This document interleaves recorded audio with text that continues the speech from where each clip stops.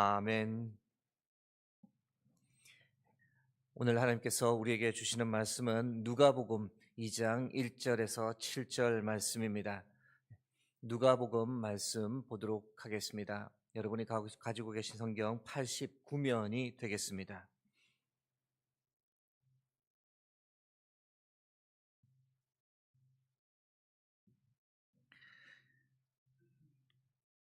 누가복음 2장 1절에서 7절까지의 말씀 교독하도록 하겠습니다.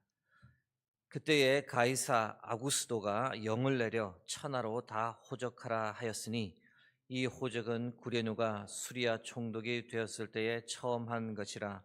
모든 사람이 호적하러 각각 고향으로 돌아가매 요셉도 다윗의 집 족속이므로 갈릴리 나사렛 동네에서 유대를 향하여 베들레헴이라 하는 다윗의 동네로 그 약혼한 마리아와 함께 호적하러 올라가니 마리아가 이미 잉태하였더라. 거기에 있을 그때에 해산할 날이 차서 첫 아들을 낳아 합독하겠습니다. 첫 아들을 낳아 강보로 싸서 구유에 누였으니 이는 여관에 있을 곳이 없음이러라. 아멘. 오늘은 구유에 누이신 구원자라는 제의 말씀을 나누겠습니다. 1절 말씀 다시 보시면 그때에 가이사 아구스도가 영을 내려 천하로 다 호적하라 하였으니 라고 되어 있습니다. 가이사 아구스도라는 말은 사람 이름은 아닙니다. 두 단어 모두 황제를 호칭하는 건데 황제 존엄자라는 뜻입니다. 앞에 있는 가이사는 시저라고도 읽는데 원래는 사람 이름에 포함되었던 단어입니다. 가이사 율리우스 시저라는 로마의 황제가 있었고 주전 44년까지 통치하였는데 이 사람의 이름에 이 시저, 가이사란 단어가 포함되어 있었더랬습니다. 그래서 이 황제를 기념하고 높이기 위해 가이사라는 말을 사용하다가 이 단어가 이후에 로마 황제에게 모두 붙여지는 황제의 칭호가 되었습니다. 그래서 예수님께서도 말씀하실 때 가이사의 것은 가이사에게, 하나님의 것은 하나님께라고 말씀하신 적이 있는데 이때의 가이사가 황제의 것은 황제에게 줘라라는 의미, 즉 로마 황제를 호칭하는 단어로 예수님께서도 사용하셨던 것을 볼 수 있습니다. 아구스도 역시 이름이 아니라 칭호입니다. 존엄자라는 뜻인데 오늘 본문에 언급되는 로마 황제의 원 이름은 가이우스 옥타비아누스입니다. 주전 27년부터 주후 14년까지 통치했던 황제인데 주전 27년에 로마 황제로 등극할 때 로마 원로원에서 이 옥타비아누스에게 칭호를 부여했습니다. 그것이 바로 아구스도, 아우구스투스입니다. 라틴어로 존엄자라는 뜻이고 이후 11명의 황제들에게 이 가이사 아구스토라고 하는 칭호가 대부분 다 사용되었던 것을 볼 수 있습니다. 오늘 성경에 언급된 가이사 아구스토는 원 이름은 가이우스 옥타비우누스다라고 말씀을 드렸는데 이 옥타비아누스에 대한 평가가 역사적으로 상당히 좋습니다. 로마를 대적했던 이 해적들, 산적들을 모두 소탕했고 사회 질서를 잘 유지했고 정치를 안정시켰습니다. 제국의 내실을 튼튼히 해서 로마 제국이 이후 장수 국가가 될 수 있는 기틀을 마련했다고 봅니다. 그래서 그의 통치 시기부터 로마의 평화시대, 팍스 로마나라고 하는데 200년간 이 옥타비아누스 황제 이후에 이 로마 평화시대가 지속될 정도로 이 옥타비아누스가 참 정치를 훌륭하게 했다. 그런 황제로 평가받습니다. 오늘 누가복음 말씀에 의하면 이 옥타비아누스가 로마가 통치하는 모든 지역 사람들에게 고향으로 돌아가서 호적을 하라라고 명한 겁니다. 이유는 로마의 식민 국가를 체계적으로 지배하고 백성들의 수를 정확히 파악한 후에 세금을 좀 더 거둬들이기 위해 인구 조사를 실시한 것으로 보입니다. 2절 말씀 보겠습니다. 이 호적은 구레뉴가 수리아 총독이 되었을 때에 처음 한 것이라. 아시는 대로 로마는 식민 국가를 효율적으로 통치하기 위해 로마에서 보낸 총독을 파견하고 동시에 식민지 국가 출신 중에서 왕을 세우는 이 양면 정책을 사용했습니다. 그래서 예수님께서 십자가에 달리실 때는 빌라도가 로마의 총독이었던 것처럼 예수님께서 태어날 때의 총독은 구레뇨였다라고 오늘 말씀이 이야기합니다. 3절에서 5절 말씀 제가 읽어드립니다. 모든 사람이 호적하러 각각 고향으로 돌아가매 요셉도 다윗의 집 족속이므로 갈릴리 나사렛 동네에서 유대를 향하여 베들레헴이라는 다윗의 동네로 그 약혼한 마리아와 함께 호적하러 올라가니 마리아가 이미 잉태하였더라. 다소 긴 문장, 하나의 긴 문장으로 표현되어 있는데 이 문장 속으로 들어가 머리로 상상을 해보면 이게 참 안타까운 장면입니다. 로마 입장에서 보면 팍스 로마나라고 표현할 수 있는 번영의 시기를 보내는지는 몰라도 식민지 국가 사람들은 항상 이등 시민으로 살아가는 거죠. 서럽고 힘든 겁니다. 마치 일제치하에 있었던 조선 민족을 생각하시면 되는데 호적을 하라라고 고향으로 가라라는 법령이 떨어져서 요셉이 마리아를 고향 베들레헴으로 데리고 향하는데 고약하게도 그때가 이제 겨울이었던 겁니다. 여러분 이스라엘 겨울이 영하로 떨어지는 경우는 드물지만 겨울에 추울 때는 상당히 춥습니다. 저 역시 예루살렘에 살다가 눈이 그렇게 자주 오지는 않는데 한방눈이 한꺼번에 쏟아져 도로가 막히는 바람에 차를 도로 위에 버려두고 집에 가야 했던 적이 있었을 정도로 겨울이 만만치는 않습니다. 황제의 호적 명령 때문에 추운 겨울에 만삭의 아내를 데리고 나사렛에서 베들레헴까지 약 100km 정도입니다. 이동해야 했었습니다. 걸어갔을지 아니면 마리아는 나귀라도 타고 갔을지 정확히 알 수는 없지만 결코 쉬운 여정이 아니었습니다. 6절에서 7절 말씀 보겠습니다. 거기에 있을 그때에 해산할 날이 차서 첫 아들을 낳아 강보로 싸서 구유에 누였으니 이는 여관에 있을 곳이 없음이러라. 고향이라고 베들레헴에 도착했는데 아는 이도 없고 여관에 여분의 방이 없었다라고 성경이 기록합니다. 만삭의 여성을 보면 누구라도 도와주고 배려해 줄 만한데 어느 누구도 도움의 손길을 보내지 않아 구유에 출산한 아기를 누이어야만 하는 상황이었다. 참 암울하고 참담하게 느껴지는 장면입니다. 구유에 누였다라는 표현 때문에 전통적으로 마국간이나 외양간 같은 곳에서 예수님이 탄생하셨다라고 생각해 왔습니다. 만일 그렇다면 정말 이 최악의 상황이죠.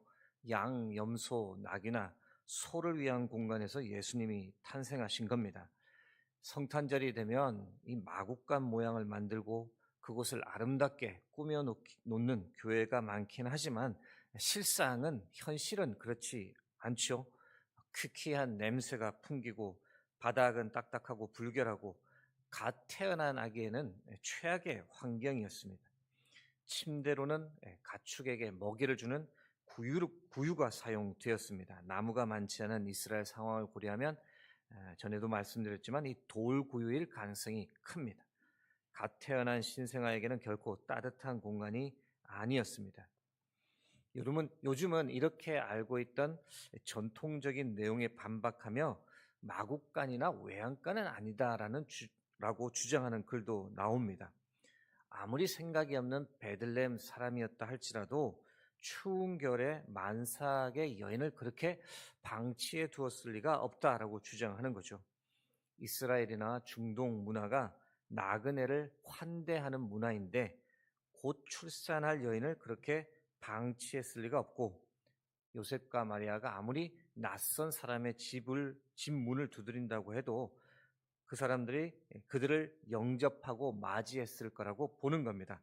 다만 그 아기 예수님을 모실 만한 공간이 마땅치 않아 구유에 누인 것이다라고 주장하는데요.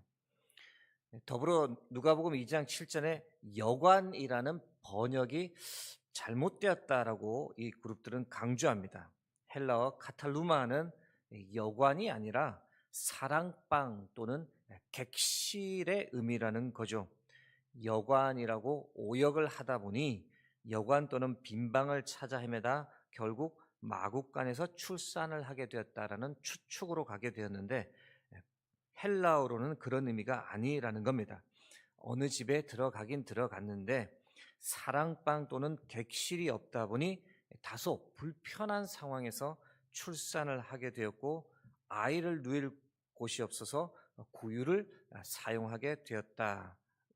이렇게 주장하는 겁니다. 이 주장도 전혀 일리가 없는 것은 아닌데, 그러나 둘 중 어느 경우이든 참 비참한 환경에서 예수님께서 탄생하신 것은 틀림없습니다. 출산 후는 그래도 좀 괜찮았을까요? 몸도 제대로 가누지 못했을 텐데 광기에 헤롯 대왕이 베들레헴에서 태어난 2살 이하의 아이를 죽인다라는 소식 때문에 국경을 넘어서 이집트까지 도망을 가야 했습니다. 최소 300km 이상의 거리입니다. 막 출산한 몸으로 가기에는 정말 멀고 힘든 여정이었습니다. 이집트에서 생활하는 것은 쉬웠을까요? 가족을 부양하기 위해 요셉은 아마 이 일 저 일 닥치는 대로 했을 거고, 언어도 잘 통하지 않는 나라에서 산모와 아이를 돌보는 요셉이나 아이를 키우는 마리아 모두 결코 쉬운 상황이 아니었습니다. 성탄절 때마다 저희가 너무 예수님의 탄생을 아름답게만 그리려 하는데, 현실은 우리가 현재 겪는 이 참담함과는 비교가 되지 않는 어려운 출발을 예수님 가정이 보내었습니다.